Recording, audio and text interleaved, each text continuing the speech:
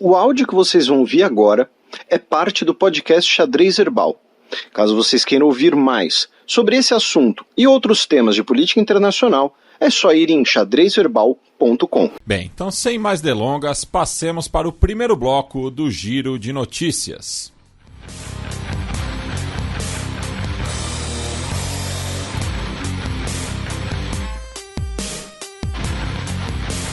Giro de Notícias.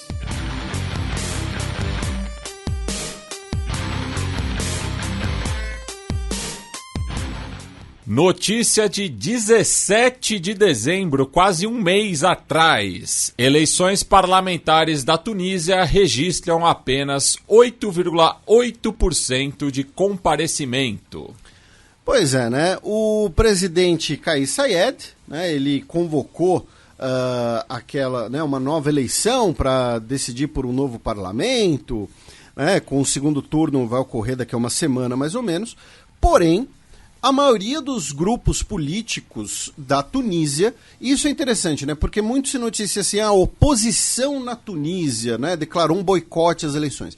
Não foi tipo a oposição, foi a maioria dos grupos políticos tunisianos, todos eles, tá? A maioria dos partidos, dos sindicatos, declararam um boicote a essa eleição. O número do comparecimento eleitoral inicialmente foi divulgado como 8,8, depois... Tá? O governo, entre aspas, né, corrigiu para 11,2, ou seja, tentou ali disfarçar o fracasso, mas continua sendo um fracasso retumbante e não dá nem para saber, né, se é um número legítimo ou não. Então, assim, o boicote foi generalizado, tá? Foi amplo. Dos mais de 9 milhões de eleitores tunisianos, apenas cerca de 1 milhão votou, tá? A maioria da população boicotou a eleição como maneira de protestar contra o presidente Kais Saied, suas medidas autoritárias, desde que ele deu um autogolpe, fechou o parlamento, fechou a Suprema Corte e colocou as instituições sob seu controle via decreto, tá? Vamos ver como é que vai ser o segundo turno, né, que vai ser disputado daqui a um mês mais ou menos, daqui a uma semana mais ou menos, peço desculpas, né, estamos gravando esse programa na sexta-feira 13 de janeiro, porém, de qualquer maneira, já dá para dizer que é um fracasso, e no ano de 2023, muito provavelmente teremos mais protestos, né, e revoltas populares na Tunísia contra o governo do Kais Saied.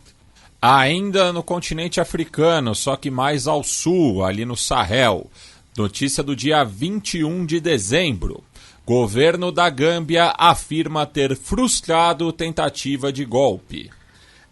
4 oficiais do exército teriam tentado derrubar o governo do presidente Adama Barrow. Tá?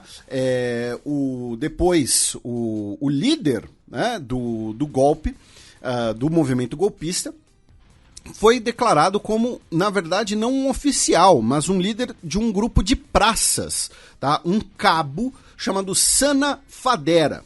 A maioria dos países da comunidade da África Ocidental condenou a tentativa de golpe. Mesmo o principal grupo, né, o principal partido de oposição da Gâmbia, né, também condenou a tentativa de golpe.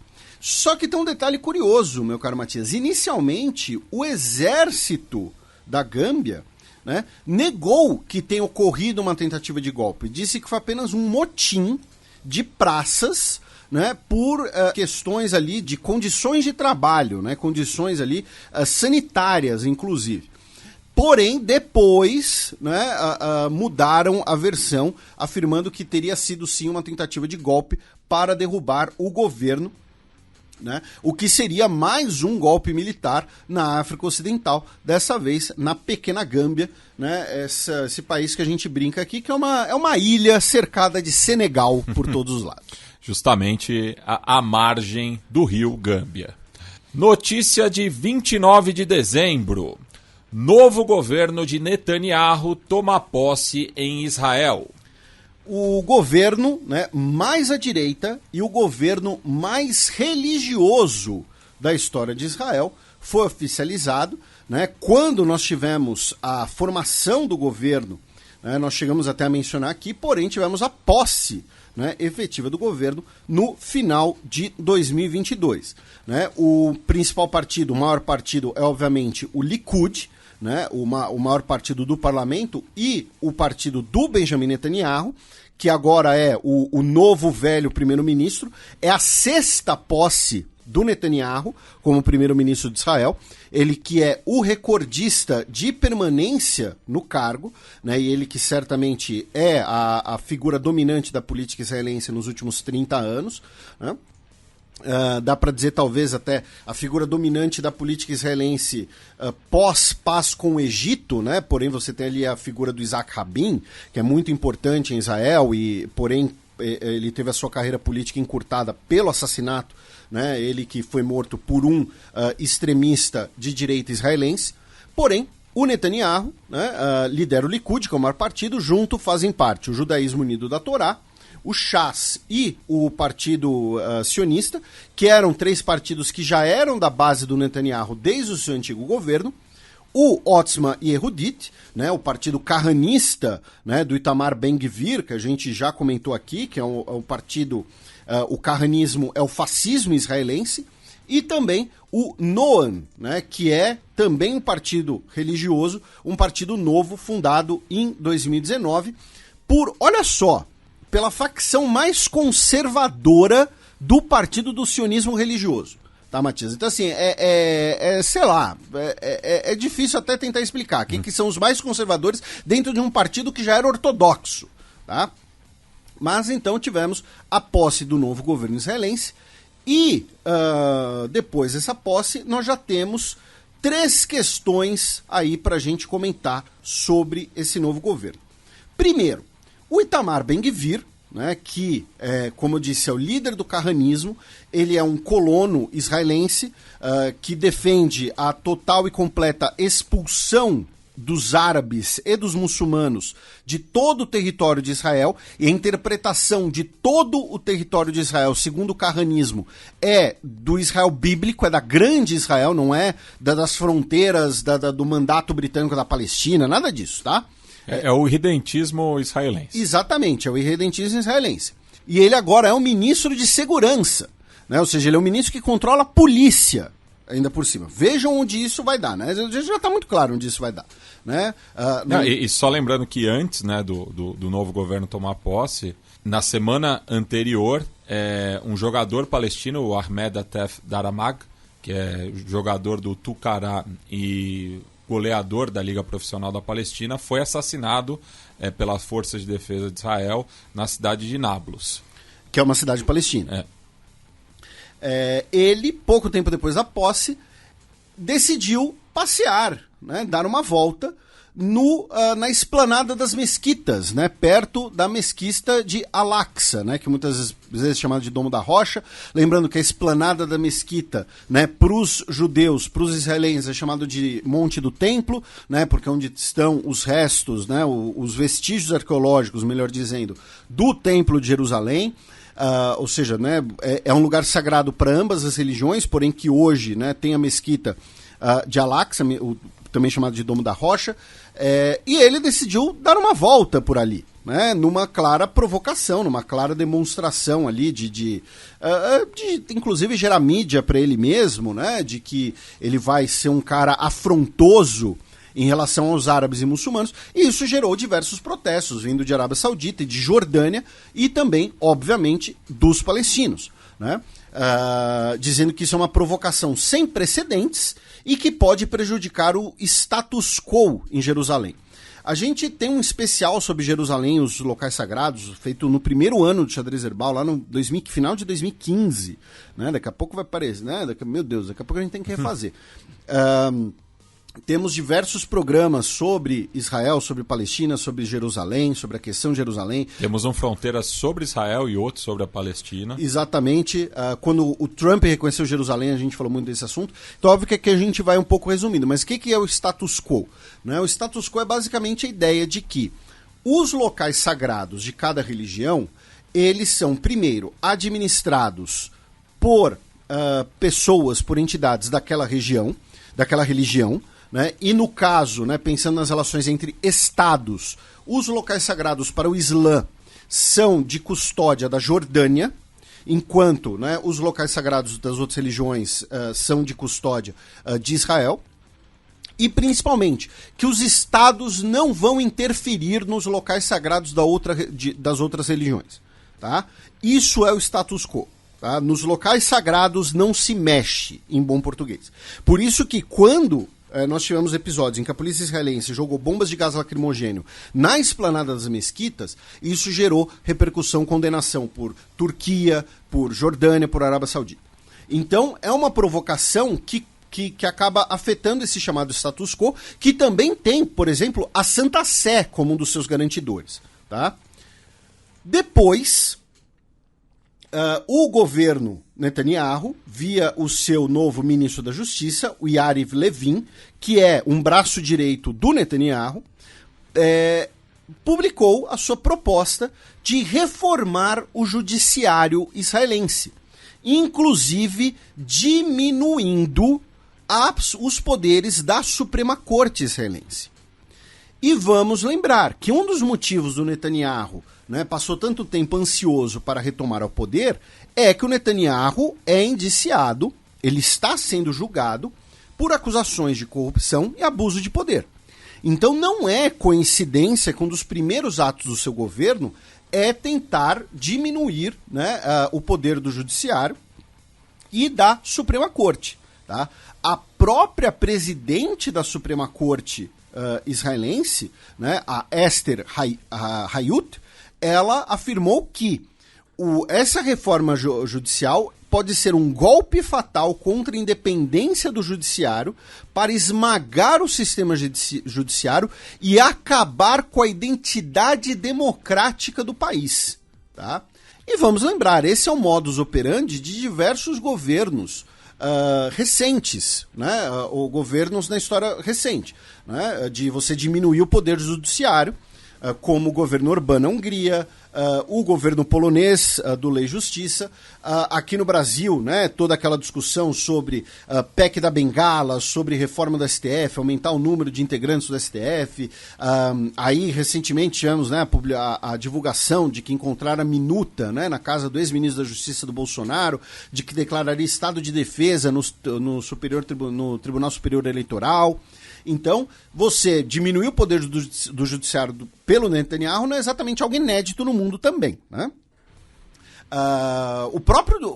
Recentemente nos Estados Unidos, né, teve a discussão também de aumentar o número de juízes da Suprema Corte pelo Joe Biden, né, porque o Joe Biden admira muito o Franklin Delano Roosevelt, inclusive nos potenciais erros do Roosevelt, né, porque o Roosevelt que queria, inclusive, aumentar o tamanho da Suprema Corte, né? Então, segunda questão foi esse potencial reforma do judiciário israelense. E, finalmente, o ministro de Segurança, o Itamar Ben-Gvir, né, ele baniu bandeiras palestinas em público, dizendo que é um símbolo terrorista, né, que encoraja o terrorismo e incita contra Israel. Tá? E assim, mesmo que você considere que a bandeira de outro país, se você agitar uma bandeira da gloriosa República de Vanuatu na sua cidade aqui no Brasil, você não vai preso, né? Não é proibido, né? Mesmo que você considere que é uma bandeira estrangeira. Né? Então ele proibiu bandeiras palestinas e claro que o exemplo que eu dei foi um exemplo bem light, comparado com a gravidade de você proibir bandeiras palestinas em público em Israel. E novamente é uma provocação, é na verdade, muito provavelmente, uma maneira de você criar uma manobra jurídica para você poder deter pessoas, né, por agitarem a bandeira e você ter uma justificativa para deter essas pessoas.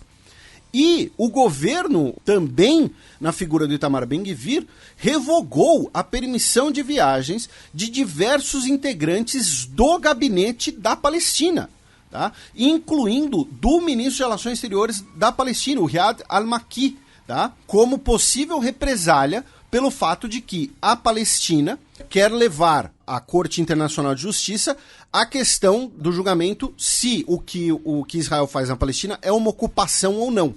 Né? A questão da legalidade da presença israelense. Então, ao você revogar esses documentos, você na prática começa a impedir né, que o próprio governo da Palestina consiga funcionar. Tá? Então já são 2 semanas aqui recheadas de decisões extremamente agressivas, tá? Extremamente interventoras e provocadoras, né, por parte do novo governo israelense, especialmente o Itamar Ben-Gvir, o líder do carranismo. E finalmente, para a gente encerrar essa parte de Israel, o advogado palestino com nacionalidade francesa, o Salah Hamouri, né, chegou no aeroporto Charles de Gaulle no dia 18 de dezembro de 2022, depois de ser deportado por Israel. Ele que residia em Jerusalém, foi preso em março de 2022 por supostamente ter elos com grupos terroristas, né, especialmente a Frente Popular para a Libertação da Palestina. E abrindo o ano de 2023, notícia do dia 2 de janeiro. Confrontos entre manifestantes e forças de segurança causam mortes na Somalilândia. A gente já comentou aqui algumas vezes, né, meu caro Matias, né, que a Somalilândia é a parte norte, né, da Somália, né, que na prática um estado soberano, embora internacionalmente seja parte da Somália e não tenha sua independência reconhecida, né? Isso lembrando que ali na década de 90 a Somália chegou a estar dividida em 4 regiões, né? Cada uma reivindicando soberania, né? Isso. E lembrando que essa divisão interna da Somália é consequência do colonialismo, do imperialismo europeu, porque parte da Somália era italiana e parte era britânica e um pedacinho era francês. E aí nós tivemos confrontos, né, na cidade de Las Kanod, que fica na Somalilândia, porém os manifestantes querem que a cidade faça parte da Puntlândia, que é um estado federal autônomo dentro da Somália. A Puntlândia tem esse nome, não é terra da ponta mesmo, porque fica na ponta do chifre da África, tá? Fica bem ali na pontinha. Então é como se fosse um confronto interno à Somália e que deixou pelo menos 20 pessoas mortas na cidade de Las Kanod. Tá? Também tivemos uma ofensiva de tropas somalis, né, na região central do país para retomar alguns vilarejos que estavam controlados pelo Al-Shabaab. Tá? Segundo as autoridades somalis, no distrito de Hunirgod, pelo menos 150 militantes do Al-Shabaab foram mortos. E no início do ano também tivemos 35 pessoas mortas em 2 ataques a bomba, com carros-bomba, realizados pelo Al-Shabaab na província de Hiran, infelizmente. Bem, passemos agora para o segundo bloco do Giro de Notícias.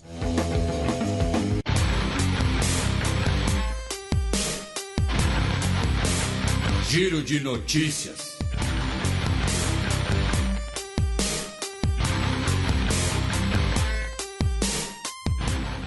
Notícia do último domingo, dia 8 de janeiro. Tropas da Costa do Marfim voltam para casa após meses de cativeiro no Mali. São aquelas tropas que faziam parte de uma missão da ONU, né, que não foram aceitos pelas autoridades golpistas do Mali, que declararam eles, né, como potenciais espiões, ficaram presos e agora retornaram para casa, né, receberam um perdão pelo Mali, sendo que, né, perdão não tem o que perdoar, porque eles não cometeram crime nenhum, mas agora puderam retornar para a sua pátria, né, na Costa do Marfim. Teve uma grande recepção no aeroporto, né, com familiares e também a presença do presidente, né, que cumprimentou eles, enfim. Então, o fim dessa crise, uma crise absurda, né, completamente desnecessária. Já em Burkina Faso, meu caro Matias, no último dia 16 de dezembro, as autoridades de Burkina Faso expulsaram o embaixador de Gana, né, do país, já que o presidente ganês disse que Burkina Faso estava cooperando com mercenários russos, né? E de fato, os militares de Burkina Faso estão cooperando com o grupo Wagner. Né? A questão foi a terminologia usada, né? Então o embaixador de Gana em Burkina Faso foi expulso e no dia 13 de janeiro as autoridades de Burkina Faso acusaram, né, os jihadistas do país de terem massacrado 28 homens numa vila chamada de Nuna, né, que fica no noroeste do país. Notícia da terça-feira passada, dia 10 de janeiro. Ainda na África Ocidental, o Gabão nomeia a primeira mulher vice-presidente. Isso, agora o Gabão terá como sua vice-presidente a Rose Christiane Osuka Raponda, ela que era a primeira-ministra, foi a primeira mulher a ocupar esse cargo, né, e agora ela é a vice-presidente do país. Tá? Ela também chegou a ser ministra da Defesa, né, e servirá como assistente e conselheira, né, do chefe de Estado. E agora teremos um novo primeiro-ministro, no caso, né, o Alain-Claude Billy-Binzé, que já havia ocupado o cargo anteriormente. Né? A nomeação foi feita pelo presidente do Gabão, o Ali Bongo, que governa o país desde 2009. E aí vocês podem se perguntar, como assim ele nomeou, né, uma vice-presidente e tal? Porque o fato é que ele governa de maneira autoritária, né, desde o autogolpe pós-eleições em 2016. Né? Então ele chega ao poder eleito de maneira mais ou menos legítima, né? Mais ou menos legítima, por quê? Porque o pai dele, né, foi o presidente do Gabão de 67 a 2009. Né? Aí em 2009 nós temos eleições que foram reconhecidas internacionalmente, porém, depois das eleições ele volta, né, a concentrar o poder em si, emulando o governo, né, do pai dele, e ele é, na prática, o ditador do Gabão. Notícia da quarta-feira passada, dia 11 de janeiro. Uganda declara-se livre do ebola. Pois é, o governo de Uganda declarou que não existe, né, mais nenhum caso ativo de ebola no país. Infelizmente, né, nós tivemos muitas mortes, né, 55 pessoas morreram desde setembro nos números oficiais. Muitos casos, inclusive, afetaram a região da capital de Uganda. Das mortes, 6 delas, infelizmente, né, mais infelizmente ainda, eram de profissionais de saúde que estavam acompanhando pessoas doentes, mas agora o surto chegou ao fim, não há nenhum caso ativo de ebola em Uganda. E ali próximo, na Tanzânia, a presidente Samia Suluhu Hassan, que é a primeira mulher a ser presidente da Tanzânia, ela autorizou, né, o país voltou a autorizar, na verdade, né, todo tipo de manifestação e demonstração política, né, já que desde 2016 manifestações sem autorização do governo, ou seja, manifestações basicamente da oposição, estavam proibidas no país. Então agora, né, ela voltou a autorizar manifestações políticas na Tanzânia. Também anteontem, só que no Irã, o país condenou o ex-vice-ministro da Defesa à morte. Pois é, fazendo uma breve atualização aqui, né, dos eventos recentes no Irã, o mais recente deles, né, como você acabou, a manchete que você acabou de repercutir, meu caro Matias, o ex-vice-ministro da Defesa, o Alireza Akbari, foi condenado à morte por acusação de espionagem para o Reino Unido. Ele tem dupla cidadania, inclusive, ele tem cidadania britânica e ele está preso desde 2019. Tá? Uma das questões, justamente, é que o governo iraniano não reconhece a dupla cidadania dele, afirmando que ele não poderia ter essa dupla cidadania legalmente, que ele recebeu a cidadania britânica como parte do esquema de espionagem. Tá? Então, basicamente, o que o Irã está falando, ele não se tornou cidadão britânico pelas vias legais. A gente não reconhece esse processo. Ele recebeu esse passaporte britânico como pagamento, como garantia ali, devido à espionagem que ele supostamente praticava em nome dos britânicos. Tá? Ele foi vice-ministro da Defesa entre 1997 e 2005, tá? Por 8 anos, e ele teve acesso, né, a algumas das principais informações, né, informações sensíveis sobre o governo iraniano. Também em relação à espionagem, o governo iraniano condenou um cidadão belga chamado Olivier Van de Castel a 40 anos de prisão e 74 chibatadas, tá? Por também supostamente espionagem, com colaboração com autoridades dos Estados Unidos e supostamente lavagem de dinheiro. Tá? Ele, segundo as autoridades iranianas, ele teria recebido $500 mil para espionar o Irã. Ele teria recebido, segundo as autoridades iranianas, $500 mil, tá? Para ter espionado o país. Em relação aos protestos, né, por conta da morte da Mahsa Amini, ou, né, Gina Amini, já em setembro, né, assim, já vai fazer, vamos fazer agora já 4 meses praticamente, né, da morte dela e dos protestos, né, alguns protestos continuam, tá? Segundo grupos de oposição, pelo menos 476 pessoas morreram na repressão. Segundo as autoridades, por sua vez, são 18.480 detenções já realizadas. E nessas últimas semanas, mais 2 manifestantes foram executados, tá, pelos seus papéis nos protestos, 2 homens, e outros 3 também foram condenados à morte. Um desses condenados à morte, inclusive, é um campeão nacional de karatê, tá? Que chegou a defender a equipe iraniana em competições internacionais, né? E foram condenados à morte. Os 2 homens que já foram executados, parte das condenações deles foram baseados no fato de que eles supostamente teriam participado de um protesto que resultou na morte de um agente da Guarda Revolucionária Islâmica. Tá? E em outro protesto também, que houve a condenação à morte de 9 pessoas acusadas pela morte de 3 policiais, o zagueiro Meysan Torridast, do Sanat Nafat, fez uma comemoração simulando o enforcamento, né? Porque também é o método de execução adotado pela República Islâmica do Irã.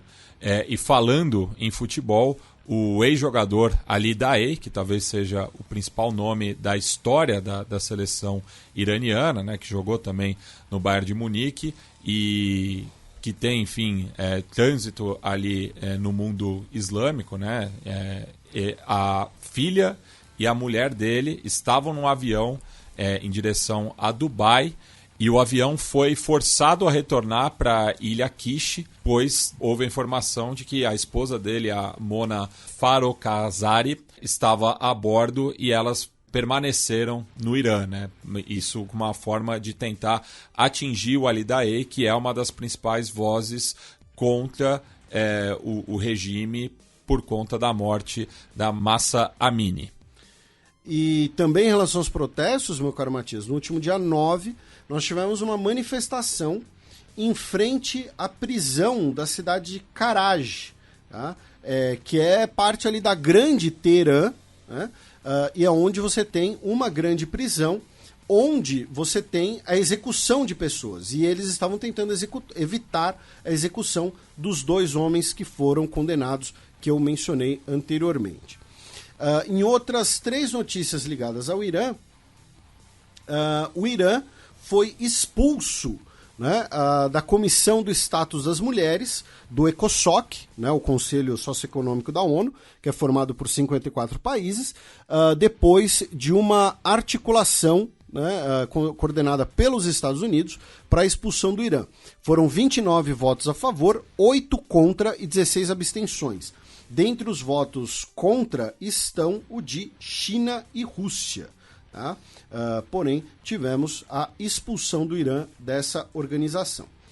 O Irã também emitiu uma nota de repúdio e um alerta à França, já que a famosa revista francesa Charlie Hebdo, né, publicou uma charge, né, satirizando o Ali Khamenei, né, o líder supremo da Revolução do Irã, o chefe de Estado do Irã. E, finalmente, pescadores iranianos que haviam sido capturados pelo Al-Shabaab na Somália 8 anos atrás, tá, foram devolvidos ao seu país, retornaram ao seu país nessa semana, depois de negociações entre o Irã, o governo somali e também, segundo a imprensa, o termo que a imprensa estatal iraniana usou, tá, chefes tribais e anciãos da Somália. Tá? Foi o termo que eles usaram, que a imprensa estatal iraniana usou para esse processo. Bem, excepcionalmente não teremos a coluna da professora Vivian Almeida, então passemos para o terceiro e último bloco do Giro de Notícias.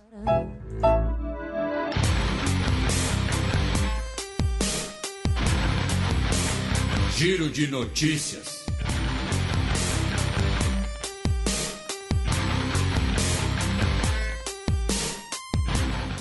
Notícia do último dia 11 de janeiro.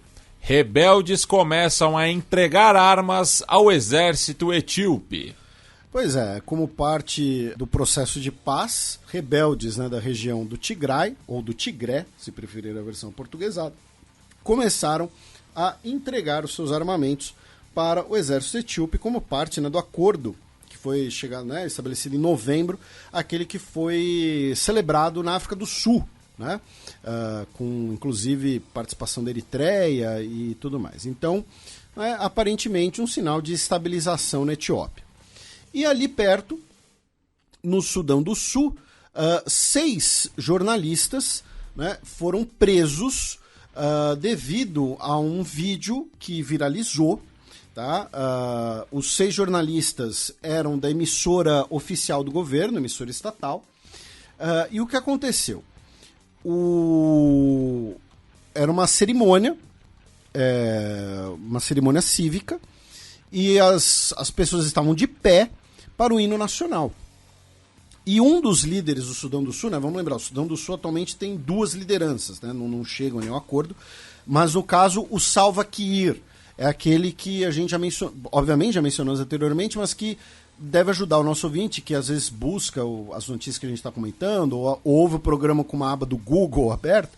É um que está sempre de chapéu. Né? Ele tem 71 anos de idade, né? Ele é um senhor, e o que acontece? Uma mancha de líquido começa a se espalhar pela calça dele. Ele muito provavelmente se urinou. Né?